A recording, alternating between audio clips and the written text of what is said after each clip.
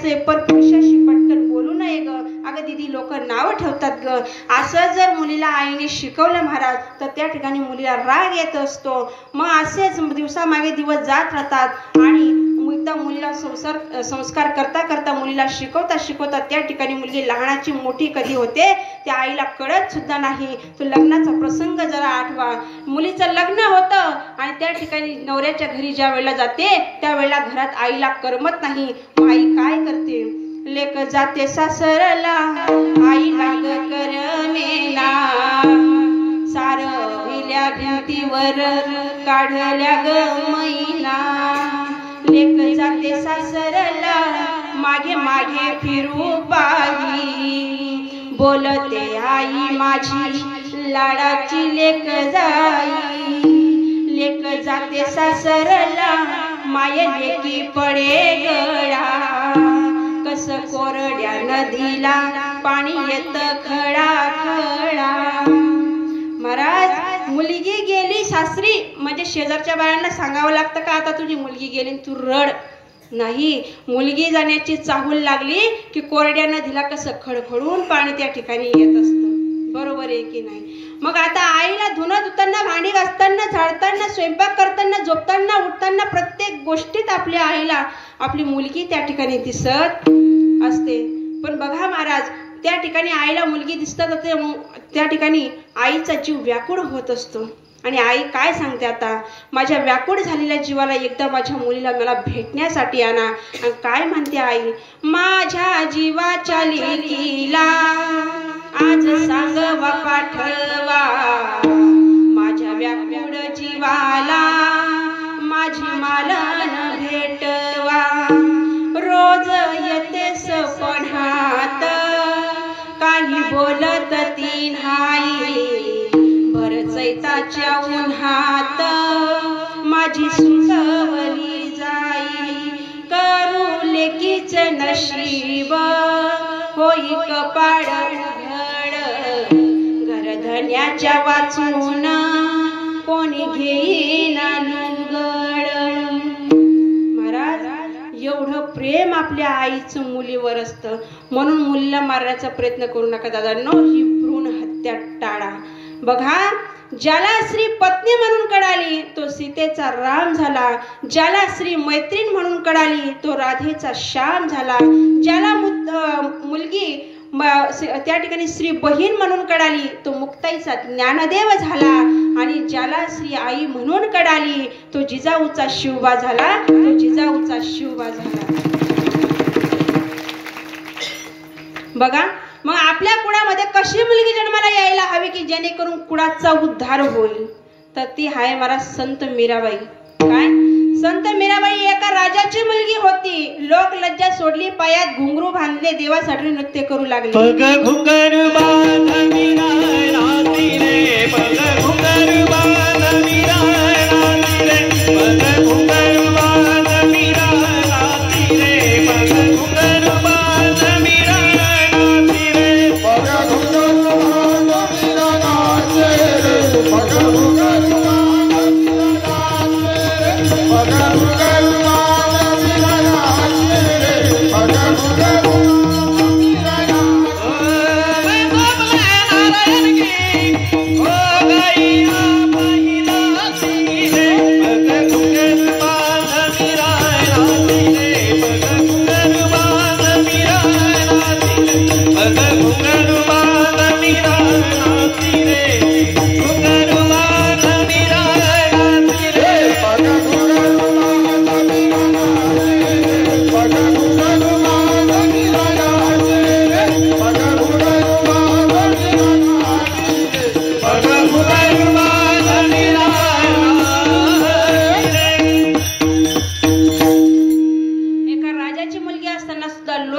सोडली आणि पायात घुंगरू बांधून मीराबाई नृत्य करू लागल्या भगवंतासाठी. बघा मीराबाईंच्या जीवनातला लहानपणाचा प्रसंग आहे. मीराबाई लहान असताना त्यांच्या घरासमोरून एक लग्नाची वरात जात होती. मीराबाई धावत धावत बाहेर आल्या. बघता तर आपल्या आई जवळ उभी होती. आईला विचारणं म्हटले आई अगं हे काय आहे ग?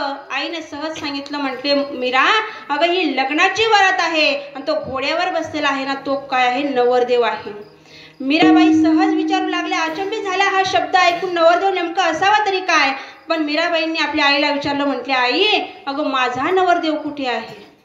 हा शब्द विचाराने आईला चिंताच पडली महाराज. चिमुकली मीराबाई होती.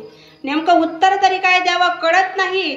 मग मीराबाईच्या आईने सांगितलं, म्हटली मीरा अगं तर देव घरातला छोटा गोपाल कृष्ण कान्हा आहे ना, तो तुझा नवरदेव आहे, तो तुझा प्राणसखा आहे. मीराबाई आता कृष्ण भक्ती करायला लागल्या महाराज. एकच वाक्य डोक्यात बसलं की आपला नवरदेव आता फक्त कृष्ण गोपाल कान्हा आहे, अन्यथा कोणी नाही. कृष्ण भक्ती करायला लागल्या, देवासाठी पद रचू लागल्या, नृत्य करू लागल्या, घुंगरू बांधून. दिवसामागे दिवस जात होते. हळूहळू मीराबाई त्या ठिकाणी मोठ्या होऊ लागल्या.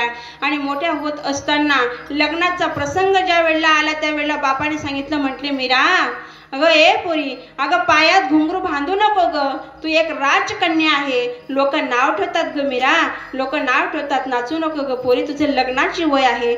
मीराबाईंनी सांगितलं, म्हटले बाबा मला लग्न करायचं नाही, मी फक्त माझ्या कृष्णाची आहे, त्याच्या अतिरिक्त कोणाची होणार नाही. बापाला राग आला आणि बापाने विषाचा प्याला मीराबाईंसाठी पाठवला महाराज. मीराबाईंनी विषाचा प्याला हातात घेतला, टचकन डोळ्यातनं पाणी बाहेर आलं. काय म्हणतात मीराबाई, काहे तेरी अखियों में पानी, काहे तेरी अखियों में पानी,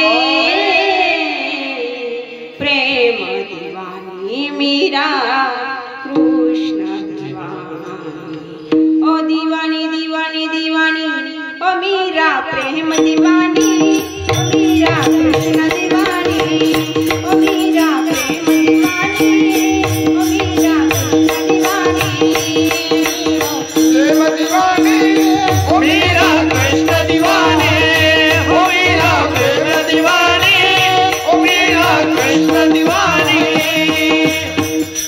डोळ्यातनं पाणी गळतंय मीराबाईंचं. मीराबाई विचार करू लागल्या की देवा हे कृष्णा, अरे असं काय पाप केलं होतं मी की तुझ्या भक्तीमध्ये मला विष पिण्याची वेळ यावी. काय पाप केलं होतं रे देवा. महाराज तो हातातला विषाचा प्याला घेतला आणि घटाघट त्या ठिकाणी पिऊन घेतला महाराज.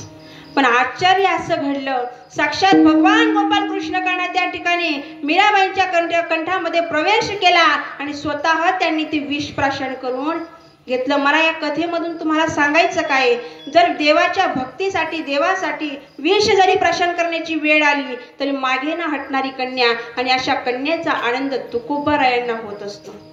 काय माता पुत्र कसा असायला हवा की जेणेकरून आपल्या कुळाचा उद्धार होईल. कसा पुत्र असायला हवा. माणसाने एकदा प्रॉपर्टी नाही कमवली तरी चालेल, पण संतती कमवा.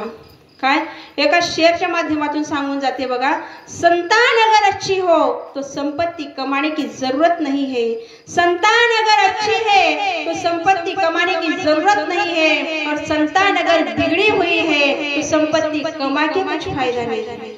आजकालची मुलं अशी आहेत महाराज. वाजून गेली, वाजा वाजा.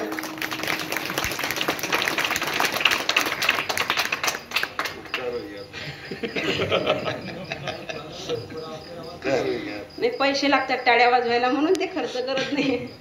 विठ्ठल विठ्ठल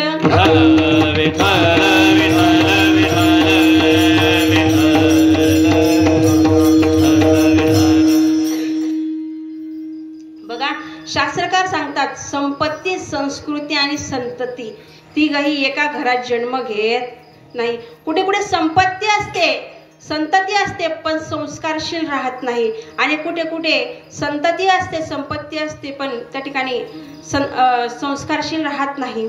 म्हणून मुलं चांगली जन्माला यायला पाहिजेत महाराज. काय तुम्ही कितीही प्रॉपर्टी कमावली, तुमचा मुलगा जर वाईट व्यसनाला लागत असेल तुमच्या प्रॉपर्टीची एक दिवस त्या ठिकाणी राख रांगोळी होणार आहे. काय मग कसे मुलं जन्माला यायला हवे की आपल्या जेणेकरून कुळाचा उद्धार होईल. तर ऐका, आज आपल्या हातामध्ये टाळ, गळ्यामध्ये माळ, भाडावर बुक्का, कंपाळावर कुंकू, दारात तुळस, मंदिरावर कळस, महिलांच्या नाकात नथ आणि पुरुषांच्या ओठावर मिशी जर कुणामुळे जिवंत असेल तर ते केवळ महाराष्ट्राचे राजे छत्रपती शिवाजी महाराजांमुळे. बोला छत्रपती शिवाजी महाराज. छत्रपती शिवाजी महाराजांचा पोटी एक छावा जन्माला आला होता, ते म्हणजे छत्रपती संभाजी महाराज. महाराज शिवाजी महाराज कॉमन झालेला आहे, सगळेच सांगताय, पण संभाजी महाराज आजची काळाची गरज आहे. काय ज्या वेळेला औरंगजेबाने संभाजी महाराजांना कैद केलं होतं महाराज, बहादूर गडावर त्या ठिकाणी कैद करण्यात आलं होतं. खूप अन्याय अत्याचार केले महाराज. छत्रपती संभाजी महाराज झुकला असता, वाकला असता तर आयुष्य आरामात आयुष्य जगला असता, पण स्वतःचा स्वाभिमान विकला नाही त्यांनी. काय स्वतःचा स्वाभिमान विकला नाही. एवढा अन्याय अत्याचार चालू होता संभाजी महाराजांवर.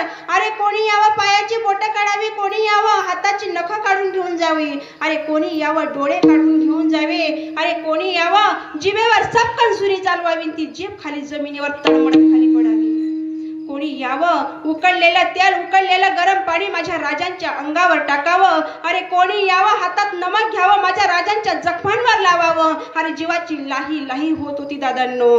कोणी यावं हातात सुऱ्या घ्याव्या आणि राजांच्या अंगावर मुद्रा काढाव्या. अरे मुद्रा मुद्रा मुद्रा, रक्त रक्त रक्त मुद्रा उमटवत निघाला होता छावा. एवढे अन्याय अत्याचार त्या ठिकाणी माझ्या राजांनी सहन केले दादांनो.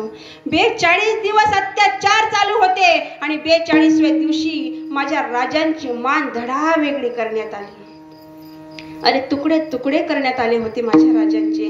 ते तुकडे इंद्रायणीच्या नदीत फेकण्यात आले महाराज. ती इंद्रायणी नदी सुद्धा थरारली होती, शहारली होती. अरे थरथर कापत होती ती इंद्रायणी नदी. कोणासाठी सोसलं तर या तरुण पिढीसाठी.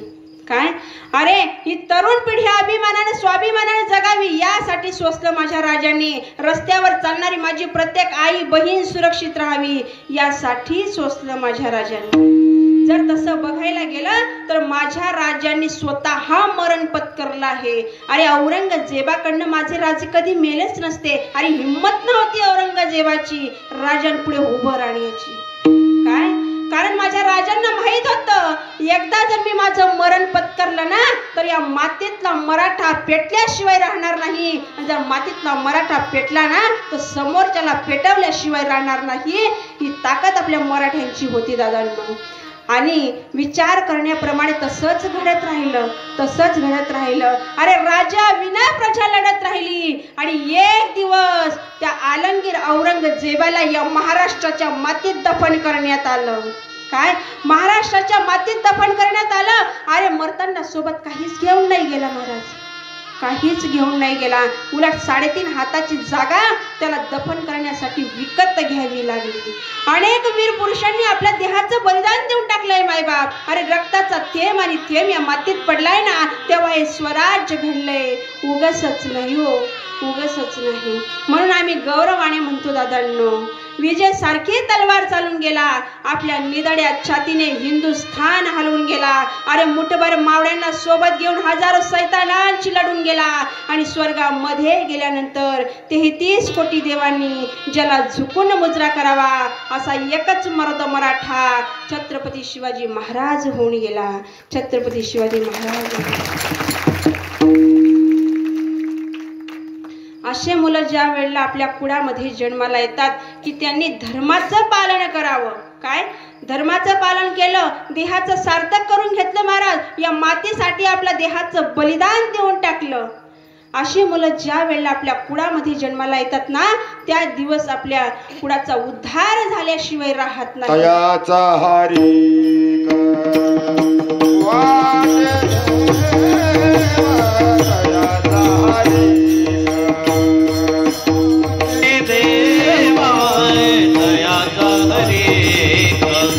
Bye.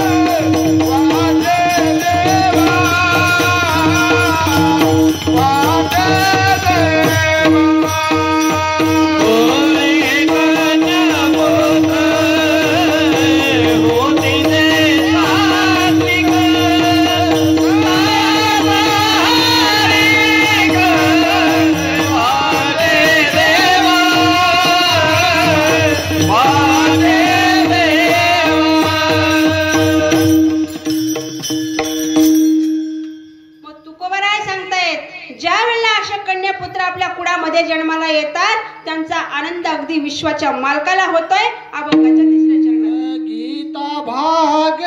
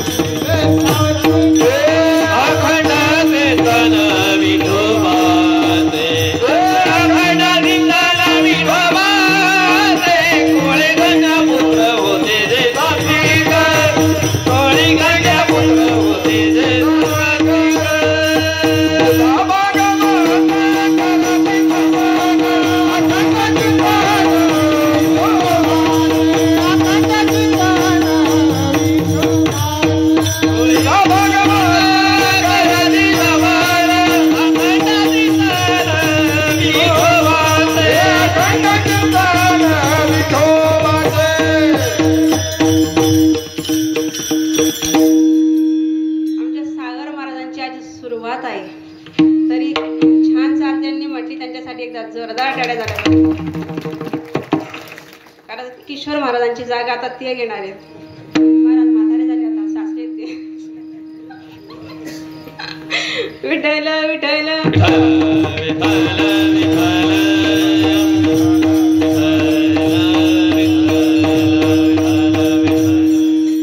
गीता भागवत करीती श्रवण अखंड चिंतन विठोबाचे. मग गीता आणि भागवत का सांगितलंय महाराज? तर जगावं कसं हे गीता सांगते आणि मरावं कसं हे भागवत सांगत असतं. गीता आणि भागवत हे दोघेही आपल्या हिंदू धर्माचा मूळ पाया आहेत महाराज. काय दोघेही ग्रंथ हिंदू धर्माचा मूळ पाया आहे. गीता तर त्या ठिकाणी साक्षात भगवान गोपाल कृष्णांनी सांगितलेली आहे आणि आजपर्यंत जो गीतेच्या सांगितल्या मार्गावर चाललाय तो या जगात सर्वश्रेष्ठ झालेला आहे. आणि भागवताविषयी काय वर्णन करावं महाराज? भागवताविषयी जर वर्णन करायला गेलं, ज्याला मरणाची भीती, ज्याला असं वाटतं की मी एक दिवस मरून जाईन, त्याने भागवत ऐकावं. जो राजा परीक्षित होता त्याला सुद्धा मरणाची भीती वाटत होती. अवघ्या 7 दिवसात त्या ठिकाणी भागवत श्रवण केलं आणि 7 दिवसात मरणाची भीती पडून गेली महाराज. काय मी अशी ज्या ठिकाणी कीर्तनात गेली सांगितलं, म्हटले आज आता तुमच्या गावातील लोक 7 दिवसात मरणार आहेत. काय सांगितलं? तुमच्या गावातली लोक 7 दिवसात मरणार आहेत. तेवढ्यात खालून आवाज आला हसण्याचा. सहज बघितलं तर एक आजी हसत होती. म्हटलं काय झालं आजी, का बरं हसताय तुम्ही? म्हणे ताई बरं झालं मी या गावाचीच नाहीये, या गावाची लोक मरणार आहेत, मी बाहेर गावाची. म्हटलं म्हातारी तू कुठलीही असू दे, तुला पण एक दिवस मृत्यू नक्की येणार आहे. 7 दिवस म्हणजे कोणते? तुम्ही नका विचार करू बरं 7 दिवसात मरणार आहे बॉस. 7 दिवस म्हणजे 7 वार. 7 वारांमध्ये एक वार आपला त्या ठिकाणी असतो, बरोबर ना? बुकिंग केलेला असतो देवाने, या वारी तू मरणार आहे. म्हणून गीता आणि भागवत सांगितलेलं आहे दादांनो. आणि अखंड चिंतन विठोबाचं का सांगतायत? तर विठ्ठल नावाची फोड जर करायचं म्हटलं तर वि म्हणजे विधाता, ठ म्हणजे नीलकंठ आणि ल म्हणजे लक्ष्मी पती. या 3 शब्दांचा संगम ज्या वेळेला होतो त्यावेळेला माझा भगवान परमात्माचा अवतार तयार झालेला आहे. आता त्याच भगवान परमात्माचं नामस्मरण आपल्याला करायचंय. सगळ्यांनी वरती हात करा, करा करा.